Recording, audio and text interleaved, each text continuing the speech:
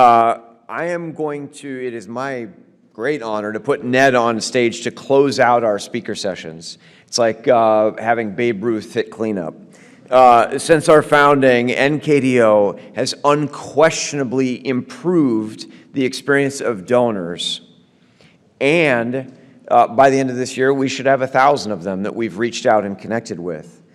But, as Elaine pointed out, we're not growing new donors, not nearly as fast as we need to. There's a big gap between the people that need a kidney and the people that so far have given them. Ned is here to persuade you that donor compensation is our way out of the nation's kidney crisis, which is a contentious but a very important topic. So, without further ado, Ned.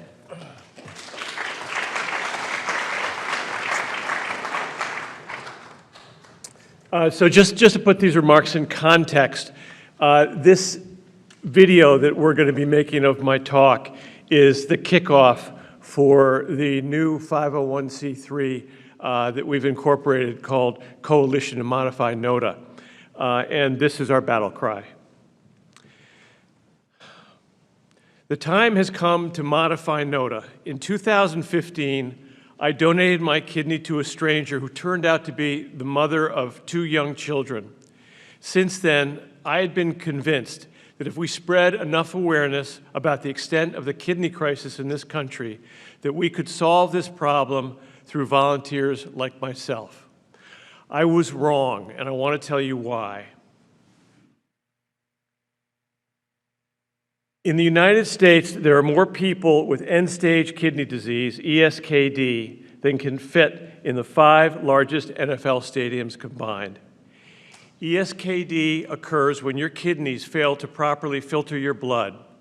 If that happens, you either die, get a kidney transplant, or go on dialysis until you die or get a kidney transplant. Dialysis is a process where you typically go to a clinic 3 times a week for 4 hours a day to have your blood cleaned by a large machine. A dialysis center is a temple of despair.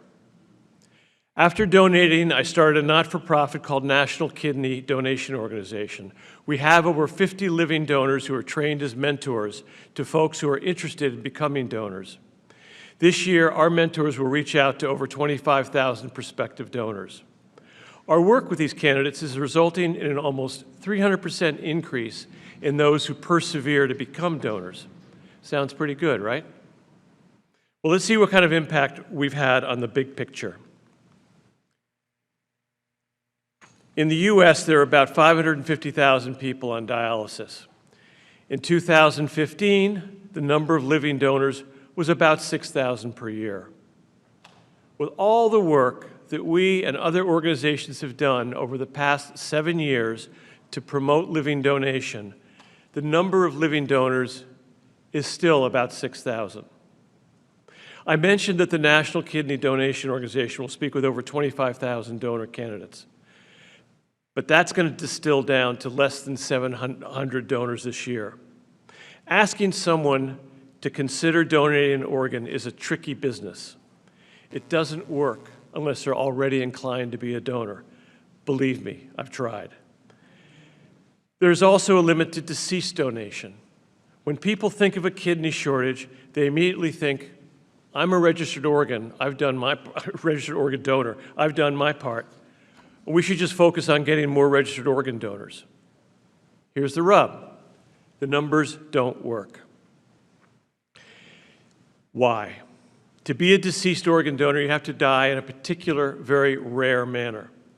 Even if we maximized our registered organ donation rate from 60% at present to 100%, we would only increase the available deceased donor kidneys by about 12,000 compared to the 500,000 in need of a transplant.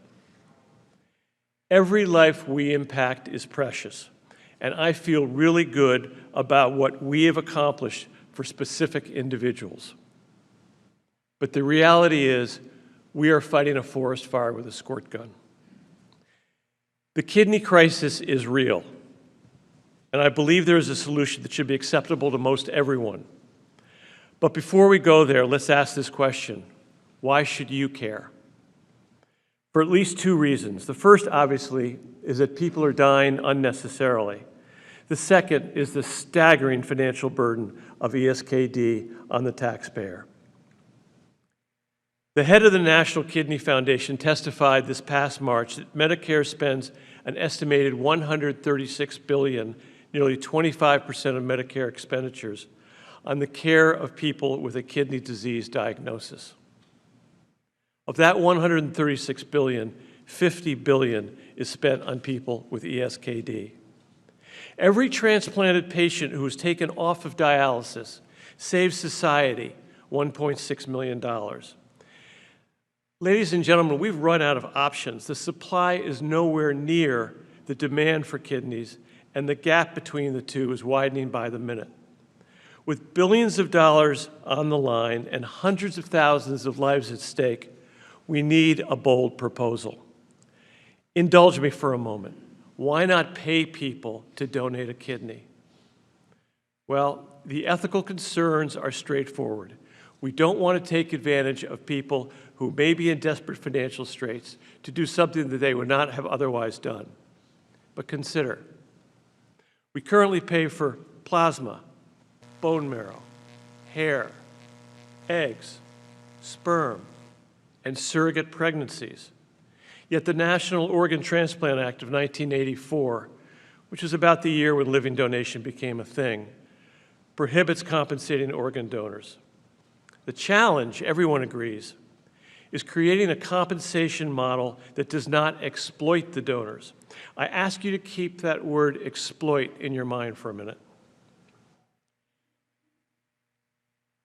Another way to think about this, as one bioethicist points out, every person in the chain of living organ donation except one profits. The hospital gets paid, the doctors and nurses get paid, pharma gets paid, the recipient is the main beneficiary. When you've been thinking about this for a while, it can get pretty bizarre. What other human endeavor do you know where a commodity passes through a chain of transactions and everyone in that chain benefits except the supplier of the commodity? Talk about exploitation. Folks, there is a better way. We can quibble about the right amount, but I suggest that a $100,000 payment for each donor will eliminate the wait list pretty quickly. Here's how. That $100,000 is in the form of a refundable federal tax credit. The tax credit will be uniformly applied over a period of 10 years in the amount of $10,000 per year. Opportunistic on the part of the donor? Certainly. Exploitative? That would be a reach. What I am proposing here is but one of many possible ways to safely and ethically incentivize people to become living donors. For me, the tax credit is the best of what I've seen so far. A quick comment on the risk of donation. We don't have time to recite all the statistics about how safe living donation is, but risk factors in the way everyone thinks of this. The single biggest concern of every living donor is what happens if I lose function of my remaining kidney. The National Kidney Registry has been facilitating transplants since 2008 with over 7,000 transplants to date. They prioritize a living kidney transplant if a donor loses function in the remaining kidney. How many times in those 7,000 plus transplants since 2008 has the NKR given a living donor a replacement kidney? 0. There has been elsewhere the very rare case where a donor loses function, but so far the NKR has a track record that is 100% in this regard. The future of organ transplantation is full of possibilities, with high hopes for seeing xenotransplantation or artificial kidneys become a reality. When we are able to safely transplant a pig's kidney into a human, then human-to-human transplant may become an historical oddity. But until that time, we have work to do.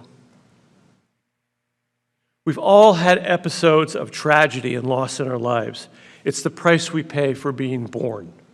But let's eliminate unnecessary loss and pain where we have the ability to do so. This system is broken. We need a new idea. We need to have this difficult conversation because tens of thousands of lives are being lost. Let's figure out how to do this ethically and responsibly. Going forward, I will be working with a team to modify the terms of the National Organ Transplant Act. If you care to do so, please show your support by signing the petition at modifynota.org. That's modifynota.org.